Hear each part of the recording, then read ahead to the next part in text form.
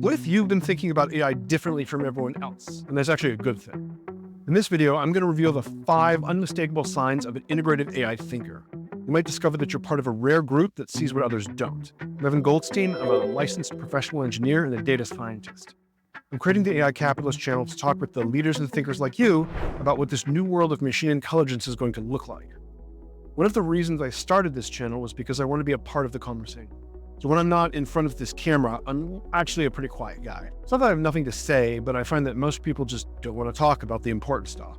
They want to talk about which pool heater is better, or the last time their dog got worms, or something else trite. Meanwhile, this tsunami of new ideas and political radicalism and technology is breaking all around us. I find that stuff fascinating. AI is all the rage these days, and it's definitely a conversation starter. When I get into a social situation, if I talk about the AI Capitalist channel, this comes up, it definitely brings up conversation. Did you catch the news? They handed out Nobel Prizes in physics and chemistry to the AI folks. Someone's talking about the latest Tesla event. But you have to have an opinion about this stuff, and nobody likes a fence sitter. There's no par. The book of Deuteronomy 14:21 says not to cook a baby goat in its mother's milk, which by extension means that I don't eat meat and dairy products together. So anything neutral like Triscuits or crackers is called par because it can be eaten with either one. It's kind of like of no opinion. In conversation, it just means I'm kind of wishy-washy or someone who could go either way. Anyway, there's no par when it comes to AI. If you don't take a stand, folks are going to assume that you're on the other side. It's all about drama, and there's a divide no matter how you slice it. Like with most hot-button issues, AI has sparked some serious camps. There's the pro-AI supporters and the anti-AI crowd. It's like two rival teams, more focused on dismissing each other than on actually caring about AI or even themselves.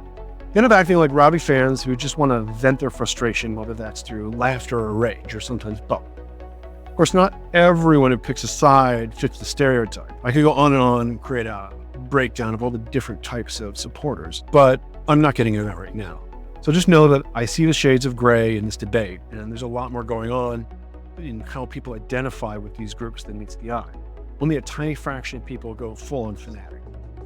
So I've taken the easy route and I've gone with a simple breakdown, pro versus anti, just to keep things straightforward. And honestly, I'm not too worried about those groups today. It's more about finding some balance.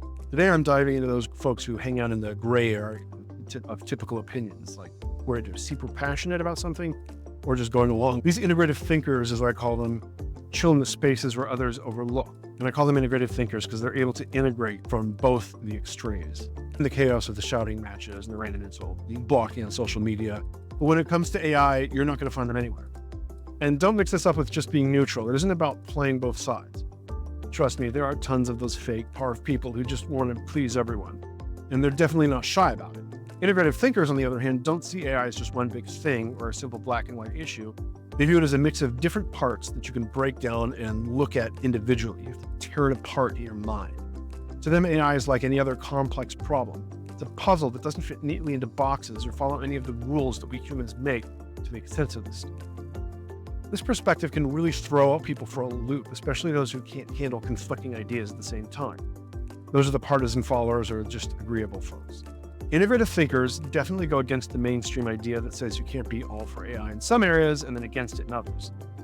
People in their camp are totally stuck. No wiggle room is allowed, with a bunch of messy, clashing thoughts. Plus, integrative thinkers also don't vibe with the agreeable crowd who loves to say things like, AI is awesome, but it's terrible, or it's terrible, but it has its perks. It's like they think that every positive has to cancel out the negative. So if you want to share your thoughts, you better find some sweet middle ground. And I just can't stand it when people twist their thinking to fit the concept. Integrative thinkers are all about accepting the good with the bad, no matter how much of each there is. They try to see the world as it really is, an ungraspable jumble of both good and evil. And they're on a mission to decode the complex symbols that explain how AI is going to change our lives. When it comes to their identity, they don't really pick sides. Yes, they like some things and dislike others, but that doesn't define who they are. They aren't swayed by popular opinions, nor do they get a rush from going against the tide. They flow like photons, unbounded by mass, drawn in by the weight of the collective thought. These free-spirited thinkers drift in and out of conversations, wearing viewpoints that can't be pinned down to one label. They're open-minded, listening to all sides and drawing their own conclusions based on their own experiences and data, mostly untouched by the squabbles of the different factions. At the end of the day, integrative thinkers are all about seeking the truth. They chase after it fiercely and don't compromise when they find it. That's why others can't stand them, and they often keep it to themselves. But that's what I find so cool about them. They don't feel the need to tone down their views just because they might seem extreme or out of sync with what everyone else is saying. If you looked at the stuff that they've shared over time, you're going to notice a natural balance, a sense of reason. And when the moment calls for it, they're just going to speak their minds without holding back, no matter how harsh it might sound. This is totally different from those folks who are all about picking a side without any shame. They're going to cheer for their crew, but then they're going to try to mask their obvious biases with a half-hearted butt tossed into the conversation somewhere. As if that's going to stop anyone from calling them out for being a little shady. You know what hit me? Those angry fanatics and the charming fakes are actually just two sides of the same coin. They switch roles based on how much their pride, image, or cash flows in the line. The brutally honest people who belong on this channel, the ones who often jump on new ideas before anyone else cares, go totally quiet when things get dicey.